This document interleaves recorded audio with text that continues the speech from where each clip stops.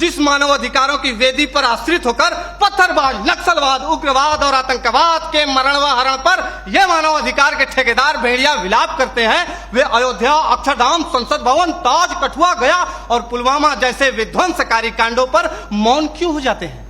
महोदय, प्रशिक्षण काल से ही हमें एक गोली एक दुश्मन, जिसकी पहल उसकी जीत जैसे प्रेरणादायक पंक्ति स्वरूप गुरु मंत्र दिए जाते हैं, परंतु वास्तविकता तो यह है कि मानव अधिकारों के अनुपालन की जंजीरों में जकड़े हम सुरक्षा बल एक आईडी कई जवान दुश्मन की पहल, सैनिक की शहादत जैसे ज्वलंत उदाहरणों का निर्मम साक्षात्कार करते हैं।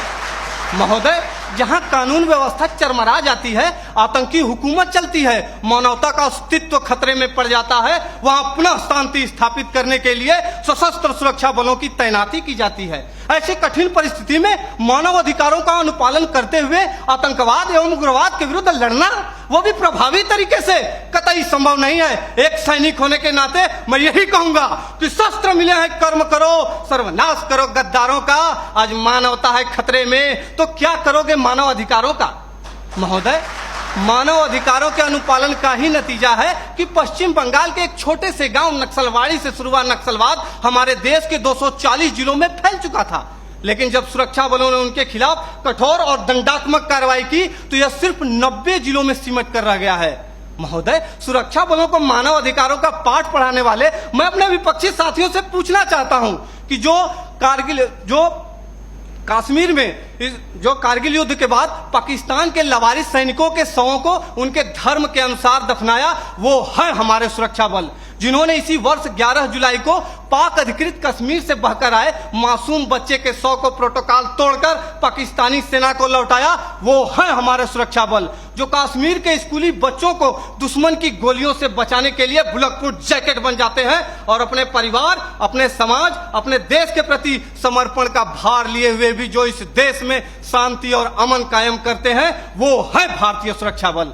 मेरे साथियों, हम सैनिक भी इंसान हैं, हम भी मानव अधिकारों का सम्मान करते हैं, लेकिन राष्ट्र की सुरक्षा के साथ समझौता नहीं कर सकते। महोदय, केंद्रीय गृह मंत्रालय द्वारा संसद में पेश आंकड़ों के मुताबिक वर्ष 2014 में जहां 222 आतंकी हमले हुए, वहीं 2018 में इनकी तादाद बढ़कर 614 हो गई।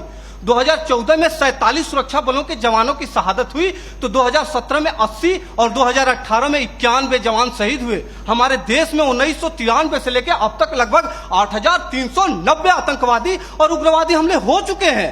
महोदय, पूरा देश जानता है कि ईद की छुट्टी के लिए जा रहे सेना के जवान औरंगजेब को आतंकियों ने अपहरण कर निर्दयता पूर्वक हत्या कर दी, तब तो किसी ने भी औरंगजेब के मानव अधिकारों के लिए आवाज नहीं उठाई। वही खुखार आतंकवादी अफजल गुरु को कानूनी प्रक्रिया के तहत फांसी की सजा दी गई, फिर भी हमारे देश के प्रतिष्ठित शिक्षण संस्थानों में राष्ट्र विरोधी नारे लगाए जाते हैं।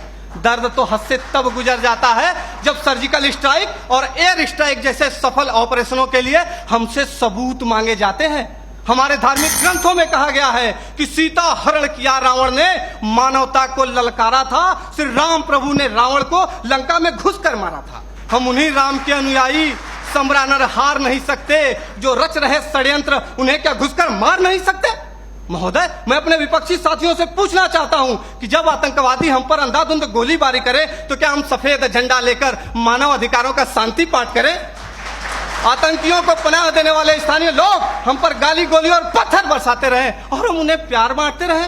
नहीं महोदय, नहीं। प्यार और सम्मान तो वहां बांटना चाहिए जहां से वापसी की उम्मीद हो। महोदय, मैं यह नहीं कहता कि मानव अधिकारों का अनुपालन नहीं करना चाहिए, लेकिन वे लोग जो मानव अधिकारों का दुरुपयोग करके सुरक्षा बलों को प्रभावहीन करने की कोशिश करते हैं, उन्हें कठोर से कठोर दंड देकर उनके साथियों को यह संदेश देना होगा ताकि भविष्य में कोई भी इंसान आतंकवादी, उग्रवादी और नक्सलवादी बनने की हिम्मत ना करे। धन्यवाद। जय हिंद।